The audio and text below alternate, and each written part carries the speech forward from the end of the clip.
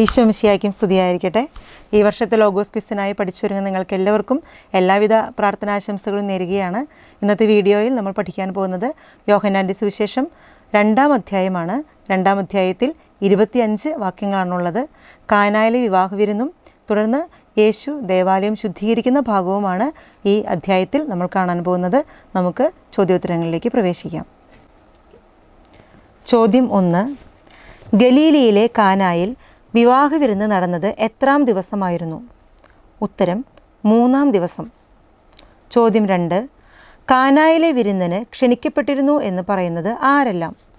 ഉത്തരം യേശുവും ശിഷ്യന്മാരും. ചോദ്യം 3. കാനായിൽ വീഞ്ഞു തീർന്നു പോയപ്പോൾ യേശുവിൻ്റെ അമ്മ പറഞ്ഞതെന്ത്? ഉത്തരം അവർക്ക് വീഞ്ഞില്ല. ചോദ്യം 4. അവർക്ക് വീഞ്ഞില്ലെന്ന് പറഞ്ഞ അമ്മയോട് യേശുവിൻ്റെ മറുപടി എന്തായിരുന്നു? ഉത്തരം സ്ത്രീയെ, എനിക്കും നിനക്കും എന്ത്? എൻ്റെ സമയം ഇനിയും ആയിട്ടില്ല. ചോദ്യം 5. അവൻ്റെ അമ്മ പരിചാരകരോട് പറഞ്ഞത് എന്ത്? ഉത്തരം അവൻ നിങ്ങളോട് പറയുന്നത് ചെയ്യുവിൻ. ചോദ്യം 6. യഹൂദരുടെ ശുദ്ധീകരണ കർമ്മത്തിനുള്ള വെള്ളം നിറയ്ക്കുന്ന എത്ര കൽഭരണികൾ ഉണ്ടായിരുന്നു? ഉത്തരം 6. ചോദ്യം 7. ഓരോ കൽഭരണിയിലും എത്ര അളവ് വെള്ളം കൊള്ളുമായിരുന്നു? ഉത്തരം 2-3 അളവ്. ചോദ്യം 8. യേശു പരിചാരകരോട് എന്താണ് കൽപ്പിച്ചത്? ഉത്തരം ഭരണികളിൽ വെള്ളം നിറയ്ക്കുവിൻ. ചോദ്യം 9. പരിചാരകർ കൽഭരണികൾ എത്രത്തോളം നിറച്ചു? ഉത്തരം വക്കോളം. ചോദ്യം 10. വക്കോളം നിറച്ച കൽഭരണികൾ ആരുടെ അടുത്ത് കൊണ്ടു ചെല്ലുവിൻ എന്നാണ് യേശു പറഞ്ഞത്? ഉത്തരം കലവറക്കാരൻ്റെ അടുത്ത്. ചോദ്യം 11. വീഞ്ഞായി മാറിയ വെള്ളം രുചിച്ചു നോക്കിയത് ആര്? ഉത്തരം കലവറക്കാരൻ. ചോദ്യം 12. വീഞ്ഞായി മാറിയ വെള്ളം എവിടെ നിന്നാണെന്നത് അവൻ അറിഞ്ഞില്ല. ആര്? ഉത്തരം കലവറക്കാരൻ. ചോദ്യം 13. വീഞ്ഞായി മാറിയ വെള്ളം എവിടെ നിന്നാണെന്ന് അറിഞ്ഞിരുന്നവർ ആര്? ഉത്തരം വെള്ളം കോരിയ പരിചാരകർ. ചോദ്യം 14. അതിഥികൾക്ക് ലഹരി പിടിച്ചു കഴിയുമ്പോൾ വിളമ്പിയിരുന്നത് ഏതുതരം വീഞ്ഞാണ്? ഉത്തരം താഴ്ന്ന തരം വീഞ്ഞ്. ചോദ്യം 15. യേശു തൻ്റെ മഹത്വം വെളിപ്പെടുത്തുന്നതിന് പ്രവർത്തിച്ച അടയാളങ്ങളുടെ ആരംഭം? ഉത്തരം ഗലീലയിലെ കാനായിൽ ചെയ്ത അത്ഭുതം. ചോദ്യം 16.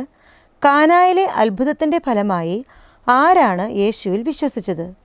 ഉത്തരം അവൻ്റെ ശിഷ്യന്മാർ. ചോദ്യം 17. കാനായിലെ അത്ഭുതത്തിന് ശേഷം യേശു തൻ്റെ അമ്മയും സഹോദരന്മാരും ശിഷ്യരോടും കൂടെ എവിടേക്കാണ് പോയത്? ഉത്തരം കഫർനാമിലേക്ക്. ചോദ്യം 18. കഫർനാമിൽ അവർ എത്ര ദിവസം താമസിച്ചു? ഉത്തരം ഏതാനും ദിവസം. ചോദ്യം 19. എന്തുകൊണ്ടാണ് യേശു ജെറുസലേമിലേക്ക് പോയത്? ഉത്തരം യഹൂദരുടെ പെസഹ അടുത്തിരുന്നതിനാൽ. ചോദ്യം 20. കാള, ആട്, പ്രാവ് എന്നിവ വിൽക്കുന്നവരെയും നാണയം മാറ്റാൻ ഇരിക്കുന്നവരെയും അവൻ കണ്ടത് എവിടെ? ഉത്തരം ദേവാലയത്തിൽ. ചോദ്യം 21. എന്തിനെയെല്ലാമാണ് ദേവാലയത്തിൽ വിറ്റുകൊണ്ടിരുന്നത്? ഉത്തരം കാള, ആട്, പ്രാവ്. ചോദ്യം 22. യേശു എന്തുപയോഗിച്ചാണ് ചമ്മട്ടി ഉണ്ടാക്കിയത്? ഉത്തരം കയറുകൊണ്ട്. ചോദ്യം 23. യേശു അവരെയെല്ലാം ആടുകളോടും കാളകളോടും കൂടെ എവിടെ നിന്ന് പുറത്താക്കി? ഉത്തരം ദേവാലയത്തിൽ നിന്ന്. ചോദ്യം 24.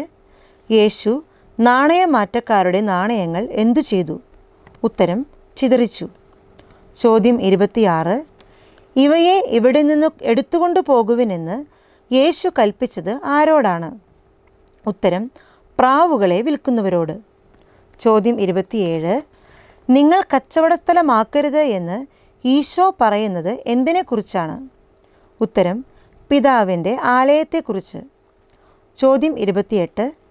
അവിടുത്തെ ആലയത്തെക്കുറിച്ചുള്ള തീക്ഷ്ണത എന്നെ വിഴുങ്ങിക്കളയും എന്നെഴുതപ്പെട്ടിരിക്കുന്നത് അനുസ്മരിച്ചത് ആര്? ഉത്തരം അവൻ്റെ ശിഷ്യന്മാർ. ചോദ്യം 29. ഇത് ചെയ്യാൻ നിനക്ക് അധികാരം ഉണ്ടെന്നതിന് എന്ത് അടയാളമാണ് നീ ഞങ്ങളെ കാണിക്കുക? ആര് ആരോട് പറഞ്ഞു? ഉത്തരം: യഹൂദർ യേശുവിനോട്. ചോദ്യം 30. നിങ്ങൾ ഈ ദേവാലയം നശിപ്പിക്കുക. എത്ര ദിവസത്തിനകം ഞാനത് പുനരുദ്ധരിക്കും എന്നാണ് യേശു പറഞ്ഞത്? ഉത്തരം: 3 ദിവസത്തിനകം. ചോദ്യം 31. നിങ്ങൾ ഈ ദേവാലയം നശിപ്പിക്കുക. 3 ദിവസത്തിനകം ഞാനത് പുനരുദ്ധരിക്കും. വചനഭാഗം ഏത്? ഉത്തരം: യോഹന്നാൻ 2:19. ചോദ്യം 32. ജെറുസലേം ദേവാലയം പണിയാൻ എത്ര സംവത്സരം എടുത്തു? ഉത്തരം: 46. ചോദ്യം 33. യേശു ഏത് ആലയത്തെക്കുറിച്ചായിരുന്നു പറഞ്ഞത്? ഉത്തരം: തൻ്റെ ശരീരമാകുന്ന ആലയത്തെക്കുറിച്ച്. ചോദ്യം 34. വിശുദ്ധ ലിഖിതവും യേശു പ്രസ്താവിച്ച വചനവും വിശ്വസിച്ചത് ആര്? ഉത്തരം: ശിഷ്യന്മാർ. ചോദ്യം 35. എന്ത് തിരുനാൾ ആഘോഷിക്കാനാണ് യേശു ജെറുസലേമിലേക്ക് പോയത്? ഉത്തരം: പെസഹ. ചോദ്യം 36. വളരെ പേർ അവൻ്റെ നാമത്തിൽ വിശ്വസിച്ചത് എന്തുകൊണ്ട്? ഉത്തരം: പെസഹ തിരുനാളിന് അവൻ ജെറുസലേമിൽ ആയിരിക്കുമ്പോൾ പ്രവർത്തിച്ച അടയാളങ്ങൾ കണ്ട്. ചോദ്യം 37. ആരെപ്പറ്റി ആരുടെയും സാക്ഷ്യം അവന് ആവശ്യമായിരുന്നില്ല? ഉത്തരം: മനുഷ്യനെപ്പറ്റി. ചോദ്യം 38. മനുഷ്യനെപ്പറ്റി ആരുടെയും സാക്ഷ്യം അവന് ആവശ്യമായിരുന്നില്ല. എന്തുകൊണ്ട്? ഉത്തരം: മനുഷ്യനിലുള്ളത് എന്താണെന്ന് അവൻ വ്യക്തമായി അറിഞ്ഞിരുന്നു. ചോദ്യം 39. അവിടുത്തെ ആലയത്തെക്കുറിച്ചുള്ള തീക്ഷ്ണത എന്നെ വിഴുങ്ങിക്കളയും എന്ന വചനത്തിന് സമാനമായ പഴയ നിയമ ഭാഗം. ഉത്തരം: സങ്കീർത്തനം 69:9. സ്നേഹമുള്ളവരെ, നമുക്കെല്ലാവർക്കും ഈ ചോദ്യോത്തരങ്ങൾ ഏറ്റവും നന്നായി പഠിച്ചൊരുങ്ങാം. എല്ലാവർക്കും എല്ലാവിധ ആശംസകളും പ്രാർത്ഥനകളും. Thank you.